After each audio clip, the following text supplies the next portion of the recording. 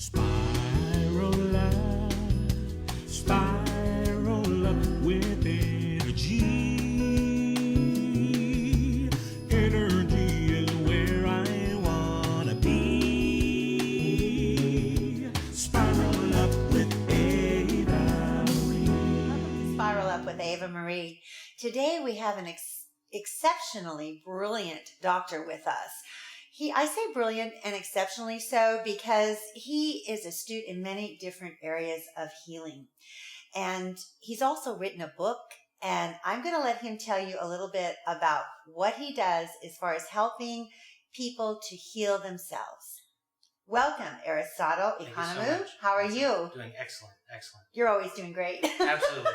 I have my moments. Oh, well, we all do. We have our challenges, and you've had some big challenges in your life. I'm very well aware. Yes, I went to the book signing and heard your whole testimonial of your healing journey. Wow.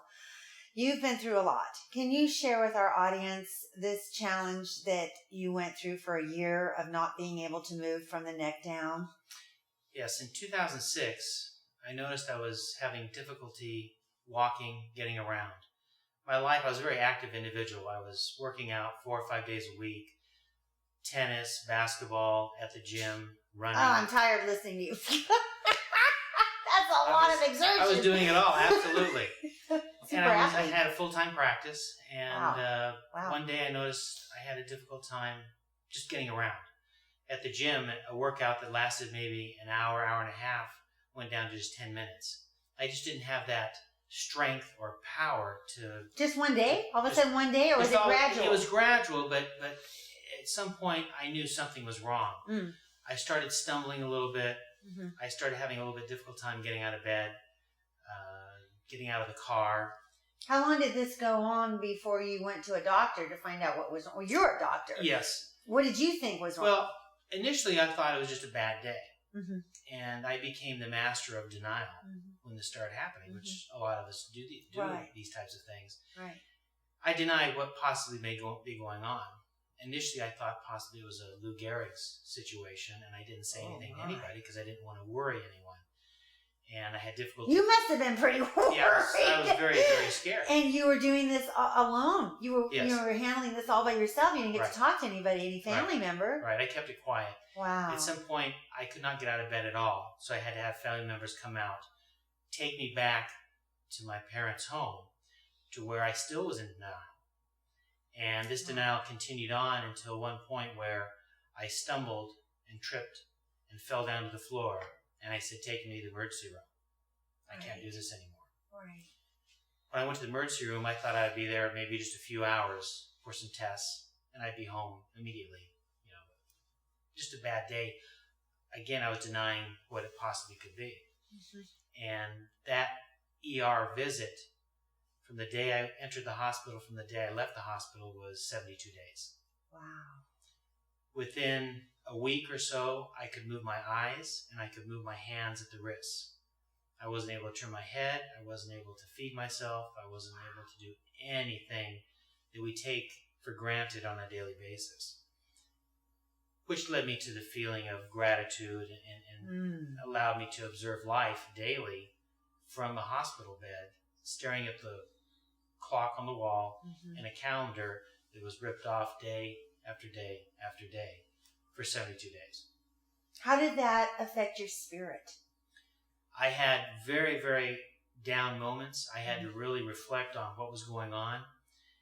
There was nobody I could blame because people would come in and ask me, some of the spiritual leaders would come in and say, are you blaming anybody? Do you feel this is a situation that you blame God? I said, no, I blame myself, but I don't know what's wrong with me. Because after the battery of tests, they still couldn't find anything, which I am grateful for Western medicine for what they did, because they were able to screen out what potentially I thought it was going to be. And what you thought it was, besides Lou Gehrig's, didn't you at one time think it could have been MS? Did you say that? Yes, that was one of the possible diagnoses. Because, with the muscles not working. Right. And they tested me for everything. So on one side of the coin, I was relieved. Right. Whereas the other side of the coin, what's wrong with me? Right. So you did not have Lou Gehrig's. You did not Correct. have MS. You did not Correct. have any of the big Correct. concern diseases that you thought you might Right. have. Because what was happening is I was losing all muscle mass Fast, too. real fast. Within about a month and a half, I went from a healthy 180 pounds to 125 pounds. Wow. And the first time I saw myself in the mirror, I looked in the mirror and I said, that guy, there's something wrong with that guy. And I realized it was me. Right. And those are the Wow. points that brought me down to these low limits of almost depression. Well, of course. So I had to find things. I had to find things to inspire me. Oh. And I heard you say gratitude. yes, Gratitude, I guess, is as far as biofeedback, is supposed to be a very, very high vibrational thought and state of being, and very empowering for your body on a cellular level. They've done these studies. And it's very interesting to me that you said gratitude, and you said it a couple of times. And I think gratitude might be the pivot here that helped you to start spiraling up. yes, gratitude was a pivotal emotional state because my background has been in alternative medicine. I've been in practice, almost 20 years. So I knew that was something that would help the healing process. However, it's so hard to find gratitude in that type of situation. Right. Lying in a hospital bed, Oh, man. everybody's coming in, helping me do everything that needed to be done. What were you grateful for? It was, initially, I couldn't find it. Right. So I started with the basics. I was grateful to be breathing. I see. I was grateful. And that was difficult, wasn't it? Yes, because the diaphragm is a muscle, and that was one of Right. the other things that was starting to wear out. And that was the reason that I was in the intensive care unit for a period of time. Wow. And the heart is also a muscle. So these are the types of things that would go through my mind. So as I said, I would go to the basic levels of gratitude and try to stay with it. It's tough. Right. And this is where some of the outside things I would utilize that inspired me. Like? Sometimes when someone goes to a movie and there's that moment of inspiration that brings a tear to your eye and you just feel like you want to jump out of your seat at one particular 30-second part of the film, I ask people to bring those parts of the film to me and play them. And I watch them over and over and over again. And I would visualize myself as the triumphant actor in my health condition, Wow. overcoming what was happening. Wow. So visualization through a film. Yes. I mean, yes. empowerment as a point of contact to raise your, to inspire you to believe that you could get better. Exactly. Yeah, wow. And- That's and very what was key, happening isn't it? is I was using the visualization in terms of my eyes to see what was happening. Right. And I was using the auditory through the ears, so I had the combination. Now, in the evenings, I would, you get tired of watching these films, so then there was music. There's certain music that each person can think about. Listening to me speak right now, you may think about something that you really like listening to, whether it's jazz or classical or pop or top 40. It doesn't matter. Right. But once again, it's that sound, that vibration that brings that inspiration and that tear to your eye. So I did that also. So I combined those two things on the basic level to bring me up to a state to where I could actually feel gratitude in my heart. Oh, so you had to do all these things to get to the point to feel gratitude. Because Exactly. you were so low, you couldn't even be grateful for anything. You Exactly, were just so exactly. low, which So- is totally understandable. You lost all that weight. That must have, it's like you're not getting all your nutrients, so you're not thinking clearly. You probably really were clinically depressed because you didn't even have all the nutrients you need to be Right. functioning Well, well and have any joy at all in your thinking. the food that I was eating in terms of nutrients, you bring it up, I had to have family members bring in food that would actually sustain my body because I was going through a lot of different types of healing programs, things that I had implemented with patients my entire career. So now I became the patient. Right. And it was now time for me to walk my talk. And what were you implementing?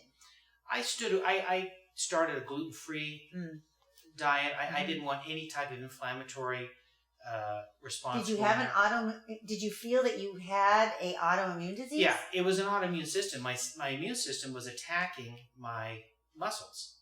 and causing all the weakness. And it was... No, the big question, why would it do that? Exactly. That was the question that nobody could answer.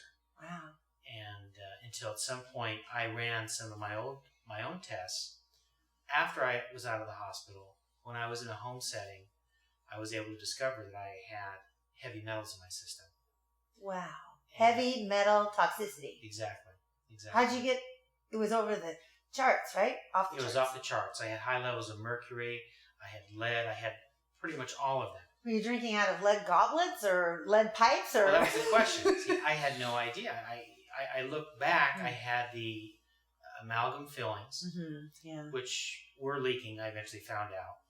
I was lecturing all over the United States, traveling different airports, cities. So I don't know if that the food exposure... wasn't the best. Oh, and all the fumes. Exactly. So I don't know. Possibly my system was overloaded. I don't know. And it was a question that I cannot answer to this day. But were you eating some fish that had a lot of mercury in it, maybe, or something I would like eat that? sushi on occasion. I would eat fish on occasion, but not something that was daily. So getting it, I had no idea how I got it. However, how to get rid of it, I knew how to do that. And that's what I began implementing. And so once I incorporated the techniques, again, that I had been using with patients for 20 years, Yeah. I implemented them on myself.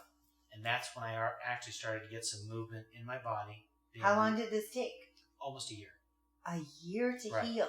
Right. To detoxify. Yes. How did you detox? I implemented some herbal. I implemented some nutritional. I incorporated acupuncture. I incorporated chiropractic, in addition to the visualization techniques. Well, you kept up with that. Absolutely.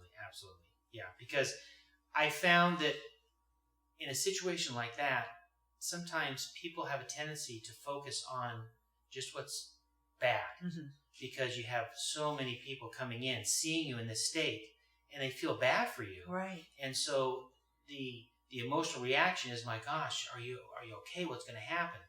So I needed to balance that out with the positive, inspirational types of things. As I said, watching the film clips, listening to the music. I asked the physicians when they would come in when I was in the hospital, please don't give me any prognosis, only share with me the facts of the tests that you're finding. I don't want to hear how bad it is. I don't want to hear anything. So you were guarding yourself from too much negativity. Exactly.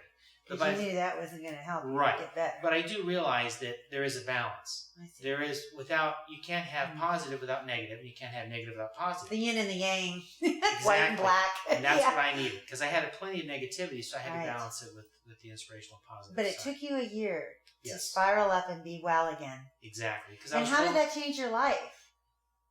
Well, I was able to walk again. Yeah. Number one, because I was told you may have to find another profession because you may not ever walk again.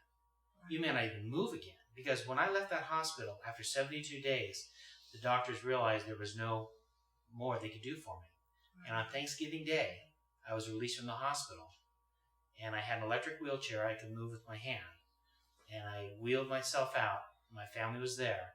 And I went into one of these buses that transport the wheelchair. Went to the house, went into the room, and sat there with my mother and father. And we said, what do we do now? I said, you know what? Let's do what I know and continue with the acupuncture treatments, with the chiropractic, with the nutrition, with the herbal. Let's not stop.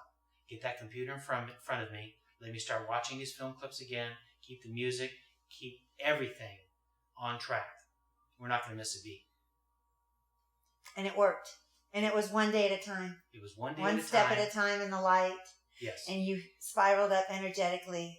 And you wrote a book. Tell us about the book because we have to wrap up in 1 minute. Can you tell us about the book? The book, Change the Way You Heal, is giving back. Say that title again. Change the Way You Heal. Change the Way You Heal. Yes, 7 steps to highly effective healing. I wrote the book to help other people through my experience, to give them a starting place. Because one thing that they need to do is to change the path that they're on. Yeah. They may not be on the wrong path. They might be on the right path, but they can find it. Because there's the integration of Eastern, Western, all kinds of medicine that will work. Yeah. And that's what the book does, is it allows that person to have a foundation. And did it change your life as far as soul level? Absolutely. I took a lot of things for granted. Today, every time I drink a glass of water, I say thank you. Right. So you have a spirit of gratitude operating all the time through you. Very much so. Yes. Yeah. Yes. Thank you so much for sharing your story. Thank you for And having I'm me. sure it will inspire others that might not believe that they can ever be well again or be whole again. And I really appreciate your time and efforts in coming here today. I know it wasn't easy. You had to rearrange your schedule, and it's going to help a lot of people. So thank you for your compassion for yourself and healing yourself, and for others, for humanity and the earth, because we connect with the earth through these different modalities of healing too, you know? We do. Thank you so much. Like the herbs. Yes. Yes. Yeah. Very much so. Thank you so much. Thank you.